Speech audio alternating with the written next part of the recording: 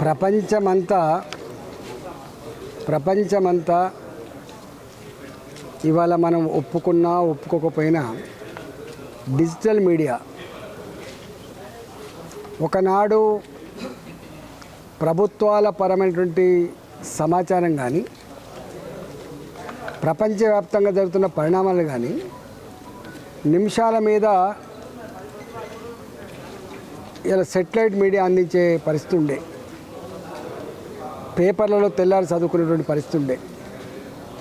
కానీ వాళ్ళు digital media వచ్చిన తర్వాత క్షణాల మీద ప్రపంచవ్యాప్తంగా జరుగుతున్న పరిణామాలని నిమిషాల్లో సెల్ ఫోన్లలో అందించేటువంటి బాధ్యత నిర్వహిస్తున్న వాళ్ళు డిజిటల్ మీడియా వాళ్ళు.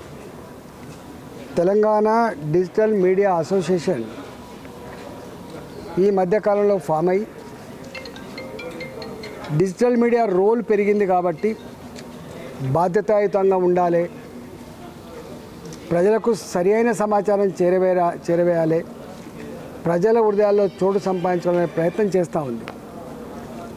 డిజిటల్ మీడియాలో ఈ పేపర్ నడిపే వాళ్ళు కూడా ఎంసీఏ, ఎంబీఏ, పీజీలు చదివిన వాళ్ళు, పీహెచ్డీ చేసిన వాళ్ళు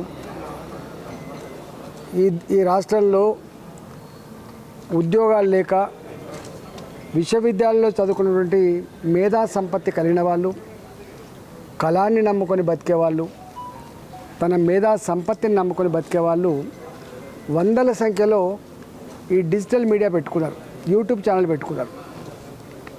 గతంలో ఉన్న ప్రభుత్వం వాళ్ళని చీమల్లాగా నలిపేస్తామని చెప్పిండ్రు, అవమానకరమైన పద్ధతిలో మాట్లాడినరు. కానీ వెరవకుండా జడవకుండా ఆనాడు కూడా ప్రజల పక్షాలు నిలిచింది డిజిటల్ మీడియా. ఆనాడు ఆ ప్రభుత్వం మీద కన్నెర చేసినప్పుడు, ప్రభుత్వం తప్పిదాలను ప్రజలు చూపిస్తున్నప్పుడు ఇవాళ ఎవరైతే ముఖ్యమంత్రి ఉన్నారో, ఇవాళ ఎవరైతే ప్రతిపక్షాలు ఉన్నారో రేవంత్ రెడ్డి గారితో పాటుగా అందరూ సంతోషపడ్డరు, సంబరపడ్డరు, శాలువలు కప్పిండ్రు, బాగా చేస్తున్నాం అని చెప్పి అప్రిషియేట్ చేసిండ్రు. ఇవాళ మళ్ళీ వాళ్ళ అధికారంకి వచ్చిండ్రు. రేవంత్ రెడ్డి గారు కూడా పాత ముఖ్యమంత్రి గారు ఏదైతే మాట్లాడి గొట్టాలు కానీ మాట్లాడినరో ఇవాళ అలాంటి భాషనే మళ్ళీ వీరు మాట్లాడుతున్నారు.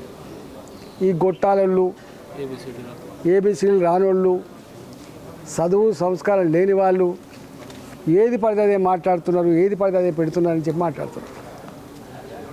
ఇంతకుముందే ఒక ఆయన పరిచయం అయిండు, రాజు అని, మహబూబ్ నగరట. ఇదే రాజు తెలంగాణ వెలుగు ఆనాడు తెలంగాణ వెలుగు పేరిట వార్తలు పెడతా ఉంటే సంబరపడ్డాడు, అలుముకున్నాడు రేవంత్ రెడ్డి గారు. నీది మహబూబ్ నగర్, నాది మహబూబ్ నగర్ అన్నాడు. మళ్ళీ ఇవాళ అదే రాజుని ఇవాళ ఈసరించుకునే పరిస్థితికి వచ్చింది. అధికారం రాగానే ఇక కళ్ళు నెత్తికెక్కి ఇట్లా చులకన భావన మాట్లాడే పద్ధతి మంచిది కాదు. కానీ నేను ఒకటి చెప్తున్న వాళ్ళకు కూడా సంస్కారవంతంగానే ఉండాలి, సభ్యతతో కూడినట్టుగానే ఉండాలి, నిజమైన న్యాయమైనటువంటి వార్తలు ప్రచారం చేయాలి, ప్రజల పక్షాన ఉండాలని చెప్పి నేను కూడా కోరుతున్నా. కానీ అధికారంలో ఉన్నప్పుడు నువ్వు చేసే అన్ని తప్పిదాలను, నువ్వు చేసేటువంటి అక్రమాలకు కూడా వంత పాడాలంటే వాళ్ళతో సాధ్యమయ్యే పని కాదు. ఇవాళ క్షణం ఆనాడు నువ్వు చెప్పిన మాటలేంటివి, ఇవాళ చేస్తున్న పనులేంటివి కంపేర్ చేస్తారు. ఇవాళ రెక్టిఫై చేసుకోవడానికి పనికి వస్తుంది. గతంలో ప్రతిపక్షాలే ఉండకూడదని చెప్పి నోరు నొక్కేసే ప్రయత్నం చేస్తే ఎట్లా దెబ్బ పడదో చూసింది మీరు. ఇవాళ నిన్న అప్పుడో ఇప్పుడో అలర్ట్ చేయడానికి, గుర్తు చేయడానికి, నువ్వు రెక్టిఫై చేసుకోవడానికి ఆస్కారం ఉండేటువంటి మీడియా స్వేచ్ఛను కూడా హరించిన నాడు, నీకు ఆహా ఓ అనే వాళ్ళే నీ చుట్టూ చేరినాడు, నీకు శాలువలు కప్పి దండలేసిన నాడు నీ కిందికి నీళ్ళొచ్చేదాకా కూడా తెలియదు బాబు అని చెప్పి నేను హెచ్చరిస్తా ఉన్నా. ఇది మంచిది కాదు. ఇవాళ గొట్టంగాలనే భాష కానీ ఏబీసీలు కూడా రాని వాళ్ళని చెప్పి కించపరిచే ప్రయత్నం చేయొద్దు. ఇవాళ మెయిన్ మీడియాలో ఎట్టయితే పనిచేస్తున్నారు జర్నలిస్టులుగా, అందరికీ అవకాశం ఉండదు కాబట్టి అలాంటి వాళ్ళు ఇక్కడ పనిచేస్తున్నారు. వీళ్ళకి ఎక్కడ ఘర్షణ లేదు.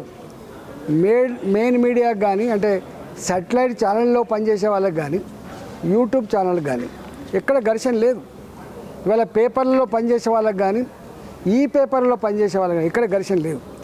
అసలు అనేక సంవత్సరాలుగా 25, 30 సంవత్సరాలుగా మెయిన్ పేపర్లో పనిచేసేవాళ్ళు, మెయిన్ టీవీలలో పనిచేసే వాళ్ళు, గొప్ప జర్నలిస్టులుగా పేరు తెచ్చుకున్న వాళ్ళు ఇవాళ యూట్యూబ్ ఛానల్ పెట్టుకొని ఈ పేపర్లు పెట్టుకొని నడుపుతున్నటువంటి విషయం మర్చిపోవద్దు.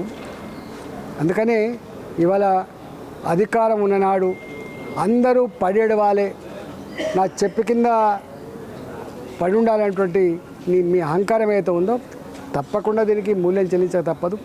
ఇవాళ ప్రజాస్వామ్యంలో అధికారం అనేది రాచరికంలాగా వంశపారంపర్యంగా వచ్చింది కాదు. నా తాత చక్రవర్తి, నా నాన్న చక్రవర్తి, నేను చక్రవర్తి అనే తాత జాగిరి కాదు. 5 ఏళ్ళకోసారి ఎన్నికలు జరగాల్సిందే, ప్రజాక్షేత్రానికి రావాల్సిందే, ప్రజల ఆశీర్వాదం పొందాల్సిందే. ప్రజాస్వామ్యంలో అంతిమంగా న్యాయ నిర్ణేతలు ప్రజలే కాబట్టి ప్రజలు నిర్ణయించుకుంటారు. నిజమైన జడ్జెస్ ఇవాళ నేను అడుగుతా ఉన్నా మిమ్మల్ని, ఎవరికి ఏ పార్టీకి ఆ పార్టీకి ఛానల్ ఉన్నమాట వాస్తవం కాదా, పేపర్ ఉన్నమాట వాస్తవం కాదా? అలాంటప్పుడు వాళ్ళు మాట్లాడుకుంటున్నారు, ఓ ఈ పేపర్ గీ పార్టీది, గీ పేపర్ గీ పార్టీది, గీ ఛానల్ గీ పార్టీది, గీ ఛానల్ గీ పార్టీది. కాబట్టి ఇక వాళ్ళని ఆ పేపర్ని బట్టి అనుకుంటా ఉన్న రోజులలో ఎవరికి చెందని ఒక న్యూట్రల్ నిజమైన వార్తలు ఎక్కడ ఉంటాయో ఇక్కడ ఉంటాయని చెప్పి ఇలా సోషల్ మీడియాలో చూస్తూ ఉన్నారు, డిజిటల్ మీడియా చూస్తూ ఉన్నారు. కాబట్టి నేను ఒకటే ఇలా వాళ్ళ మీద ఏ మాటలైతే మాట్లాడినో అనుచిత వ్యాఖ్యలు చేసినో దీనికి ఖండిస్తున్నాం. ఇట్లాంటి పునరావృతం కావద్దని చెప్పి తెలియజేస్తూ ఉన్నాం. మెయిన్ మీడియాకు యూట్యూబ్ ఛానళ్లకు మధ్య ఘర్షణ వాతావరణాన్ని కల్పించద్దని చెప్పి కోరుతూ ఉన్నాం. మంచిగా చేసుకోండి, ప్రజల ఆశీర్వాదం పొందండి తప్ప ఇలాంటి చౌకబారు పద్ధతులు మాత్రం మంచి కాదని చెప్పి తెలియజేస్తాం.